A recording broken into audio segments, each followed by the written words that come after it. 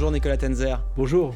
21 mois de guerre, déjà quasiment 2 ans, et Donald Trump annonce il y a quelques heures qu'un accord sur Gaza, je le cite, pourrait être signé la semaine prochaine. Le Hamas assure de son côté mener des consultations pour une proposition de trêve. Est-ce qu'on peut croire enfin à un cessez-le-feu qui pourrait durer ? Écoutez, il faut être extrêmement prudent. Là, ce que l'on voit malgré tout, c'est un accord qui a l'air construit, mais avec quand même un certain nombre d'inconnus. D'abord, la première inconnue, c'est de savoir si un certain nombre d'États arabes qui seraient supposés effectivement gérer après Gaza vont véritablement accepter d'avoir ce fardeau en plus. Les Palestiniens eux-mêmes n'en ont pas toujours eu un très bon souvenir. D'ailleurs, vous pensez à quels États ? On pense notamment effectivement à la Jordanie, à l'Égypte et à quelques autres également. Mais bon, c'est assez compliqué. Le schéma est quand même très compliqué. Est-ce que deuxièmement, les otages vont véritablement être rendus ? Est-ce qu'il peut être accepté ou acceptable d'ailleurs sur le plan international que la reconnaissance de la Cisjordanie officiellement, je veux dire officielle, parce que là, de fait, effectivement, prise par Israël, lui soit complètement conférée à jamais, que ce soit gravé dans le marbre, c'est quand même très incertain. Et puis après, il y a comme l'inconnu majeur. On dit effectivement dans les accords, il faudra qu'il y ait une réforme profonde de l'autorité palestinienne. Tout le monde, sur ce plan, on est d'accord, parce qu'on n'est pas dans un gouvernement crédible et totalement corrompu, avec des mouvements très divers. Enfin, il est vrai que Mahmoud Abbas n'était absolument pas effectivement son gouvernement. Mais comment faire ? Je veux dire, aujourd'hui, on a quand même des Palestiniens, je dirais, libéraux, entre guillemets, démocrates, qui ont envie de changer les choses, qui sont aussi eux-mêmes en exil.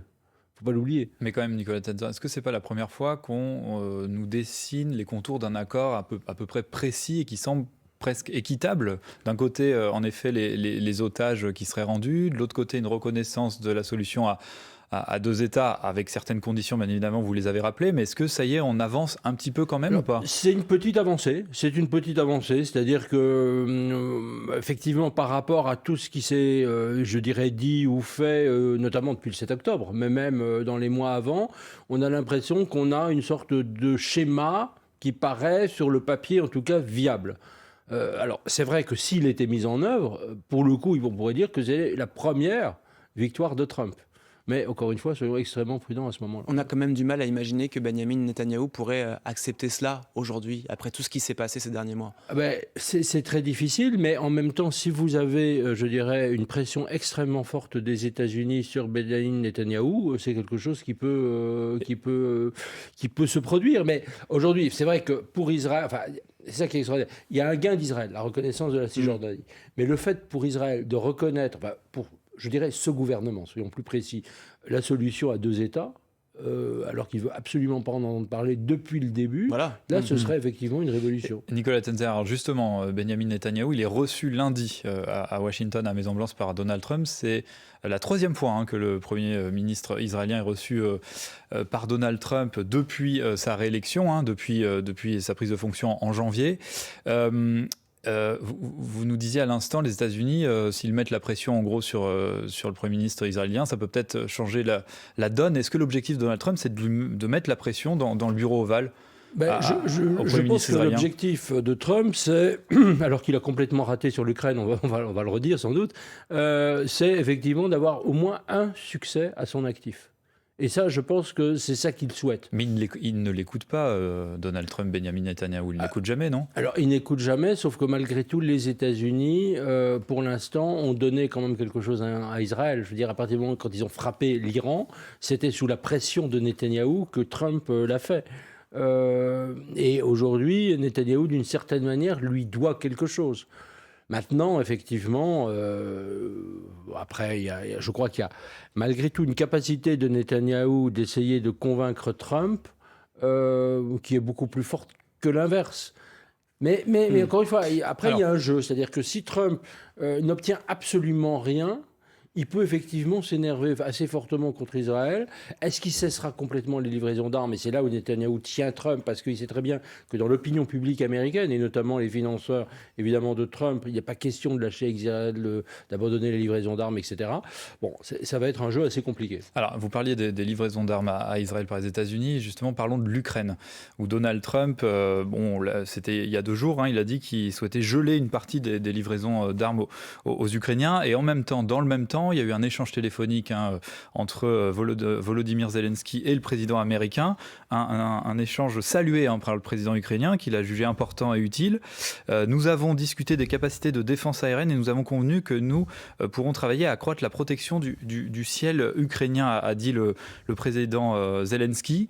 Est-ce qu'il y a pas un tournant un petit peu? On a l'impression que Donald Trump pourrait finalement soutenir davantage les Ukrainiens que Vladimir Poutine? Écoutez, il y a aujourd'hui une volonté claire du président Zelensky de tout faire pour garder autant que possible les États-Unis comme soutien de l'Ukraine. C'est une manœuvre totalement, je dirais, désespérée et totalement nécessaire. Moi, je serais à la place du président Zelensky, je ferais exactement la même chose. Maintenant, quand on regarde les précédentes déclarations de Trump qui étaient plus favorables à l'Ukraine. On se rappelle notamment, après la rencontre au Vatican, en marge des funérailles du pape François, il y a eu une autre occasion où Trump a dit « mais Poutine me balade, peut-être que voilà, aujourd'hui, il faudra vraiment le sanctionner plus fortement ». Malheureusement, ça ne s'est jamais produit.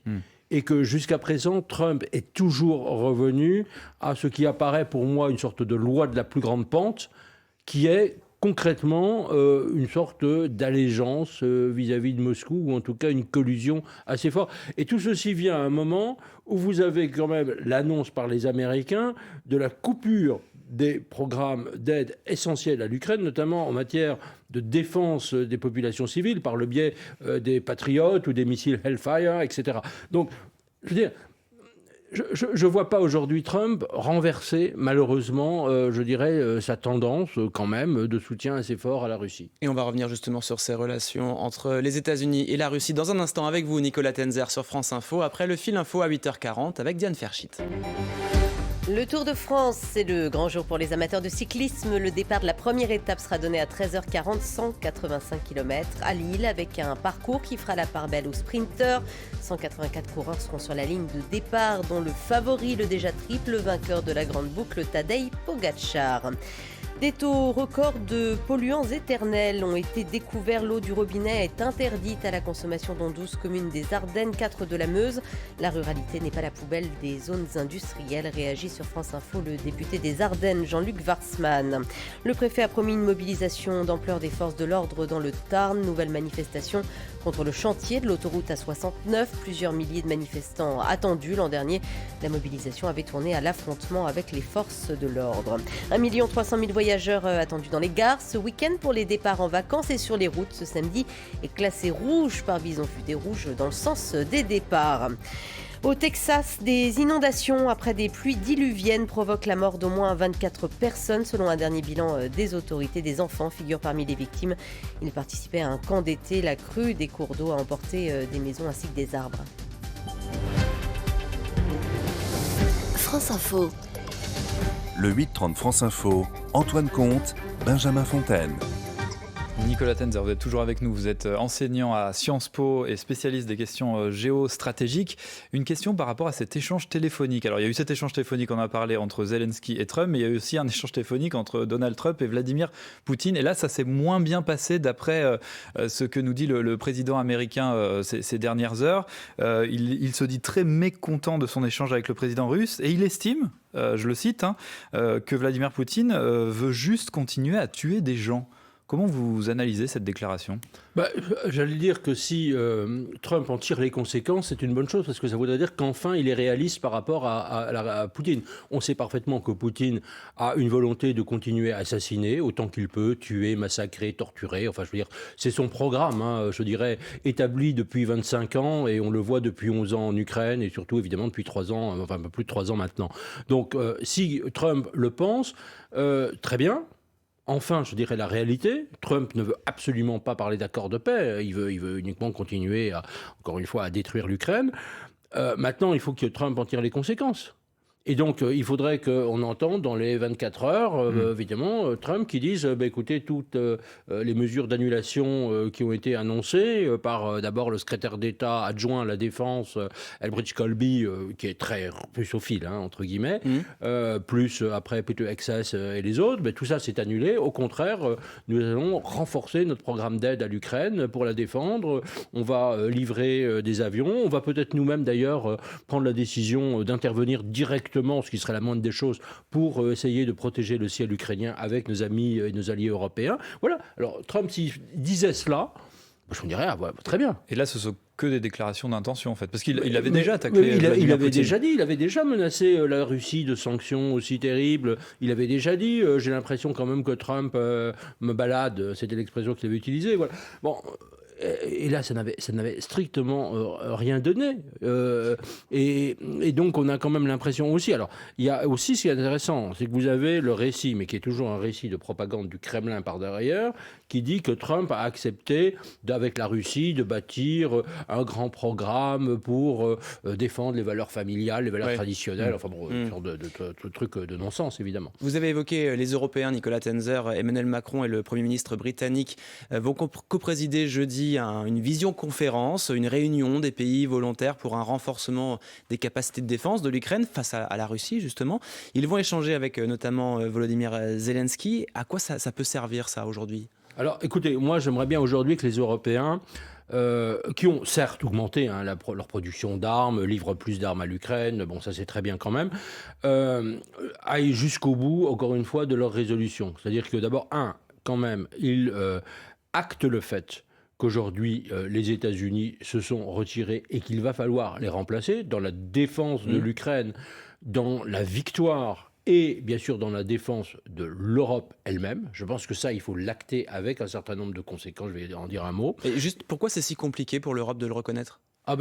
Pour l'instant, vous avez effectivement le Royaume-Uni qui a cette fameuse relation spéciale, comme disait Churchill, avec les États-Unis jusqu'à présent. Donc ce serait une sorte de révolution, si vous voulez, sur le plan stratégique. Et puis, comme les Européens ne sont pas complètement unis, il faut quand même le dire, même s'ils le sont plus qu'avant, sur ce qu'il faut faire en matière de défense, ils se disent, si on peut retenir un tout petit peu les États-Unis, c'est mieux. Il y a des pays aujourd'hui qui disent, oui, mais si on a besoin d'armes, et ces armes aujourd'hui ne se trouvent qu'aux États-Unis, donc il faut continuer à acheter américain, donc il ne faut pas se froisser avec eux, parce que sinon ils peuvent désactiver aussi nos systèmes effectivement, qui permettent à ces armes, F-35 notamment, de fonctionner. Nicolas Tenzer, il a fait une erreur, Emmanuel Macron, en appelant Vladimir Poutine ou pas ? Juste en quelques mots. La réponse est non. Il a eu tort. Je pense pour deux raisons. Donc il a fait une erreur. Donc il a fait une erreur. Il a fait une erreur. Oui, il a fait une erreur pour deux raisons. D'abord, ça n'importe absolument rien. Il ne faut rien attendre de Vladimir Poutine, que ce soit d'ailleurs, bien sûr, sur l'Ukraine, mais aussi même sur la question de l'enrichissement de l'uranium iranien. On va en parler justement. Voilà, que deuxièmement, vous savez, c'est quand même un criminel de guerre. C'est comme quelqu'un qui a assassiné des centaines de milliers de personnes. Poutine cherche justement à le faire oublier, à faire blanchir ses crimes et à se normaliser. Et derrière, vous avez un discours qui permet finalement, par ce biais-là, à Poutine de se dire, vous voyez, je suis un interlocuteur. Alors qu'il faut vraiment le considérer comme un criminel qu'il faut pourchasser. Et maintenant, effectivement, sur les Européens, je reviens une seconde si vous permettez là-dessus, les Européens aujourd'hui, ils ont une mission bien précise, c'est protéger le ciel ukrainien. Nous pouvons le faire. Attendez, nous avons des Rafales, d'autres pays ont aussi des avions de chasse. Nous avons des instruments, des systèmes de missiles. Nous pouvons les stationner à la frontière. Nous pouvons même aller, à la demande de l'Ukraine, en Ukraine même, pour protéger le ciel. Et voilà, et je veux dire, c'est ça le test. Mais avant cela, il faut reconnaître que les États-Unis se retirent. C'est ça, selon vous ? Il faut alors, on n'a pas besoin de faire une grande déclaration, mais il faut tout simplement dire, l'acter. écoutez, indépendamment des États-Unis, nous prenons des décisions pour protéger et sauver des vies ukrainiennes. Ouais. Vous parliez de la raison principale de l'appel d'Emmanuel Macron avec Vladimir Poutine, c'était pour parler au départ du nucléaire iranien. Parlons justement de l'Iran et de ce conflit avec Israël. Finalement, cette guerre de 12 jours, elle aura servi à quoi ? Puisque on n'est pas sûr du tout que finalement les Iraniens ne puissent pas développer l'arme nucléaire aujourd'hui. C'est ce que nous disent les États-Unis et les Israéliens, comme quoi finalement ils empêcheraient les Iraniens de le faire. Mais est-ce qu'on en est vraiment sûr et cette guerre a servi à quoi ? Alors pour l'instant, elle n'a servi à rien. Alors elle a affaibli quand même les capacités, je dirais, du programme d'enrichissement iranien. Ça c'est tout à fait évident. Elle a ralenti. Mais enfin, en tout cas, d'après les experts de l'AIA et d'autres experts, aujourd'hui, les Iraniens peuvent parfaitement reprendre leur processus d'enrichissement. D'ici combien de temps ils peuvent faire ça ? Alors ça, c'est très difficile à dire. Je ne suis pas non plus un expert technique. Je veux dire, ça peut être effectivement dans les 6 mois. Dans les 6 mois, ils peuvent parvenir à passer de 60%, ce qui est aujourd'hui leur seuil, jusqu'à 90%, qui permettent de fabriquer de l'uranium à usage militaire. Officiellement, on nous dit que ça a été reculé de plusieurs années. Écoutez, pour l'instant, je dirais, soyons très prudents là-dessus, hein, parce qu'on ne sait pas non plus s'il n'y avait pas d'autres sites, etc. Donc, je veux dire, on n'a pas l'impression que ça ait servi à grand-chose. Alors, ça a été un signal, effectivement, qui pouvait frapper, que les États-Unis avaient capacité. Alors, ça a quand même...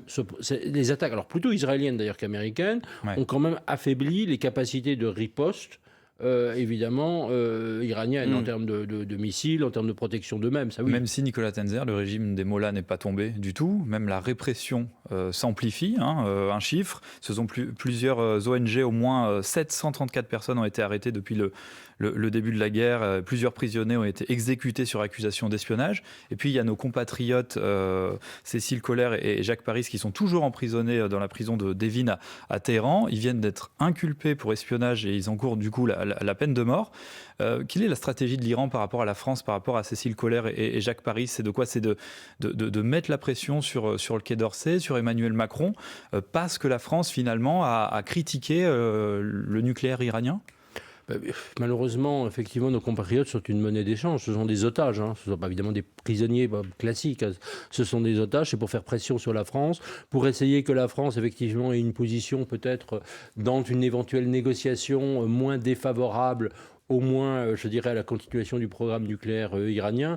Oui, bien sûr. Alors, sur la question du régime, la réalité, c'est que Trump se moque complètement de savoir qui est au pouvoir en Iran. Rappelez-vous quand même un certain nombre de ses déclarations et de ses prises de position. Lui, il souhaitait, et il souhaite toujours, avoir une sorte d'accord économique, commercial avec l'Iran. Il fait du business, quoi. Voilà. Partout. Et qu'en face, vous ayez un régime policier totalitaire comme le régime iranien actuel en face, il s'en moque complètement. De même qu'il se moque, c'est pour ça aussi que je suis assez pessimiste à propos de la Russie et de l'Ukraine, c'est qu'il se moque complètement d'avoir le régime assassin, génocidaire même, de Poutine en face de lui en Russie. C'est pas ça qui va l'empêcher de faire des affaires. Mais le droit international, pour lui, c'est absolument ça n'a aucune importance. Merci beaucoup, Nicolas Tenzer, pour votre éclairage ce matin sur France Info. Je rappelle que vous êtes enseignant à Sciences Po. Je signale également vos 2 livres, Notre guerre et fin de la politique des grandes puissances, aux éditions de l'Observatoire. Merci Antoine, bonne journée. L'info continue sur France Info.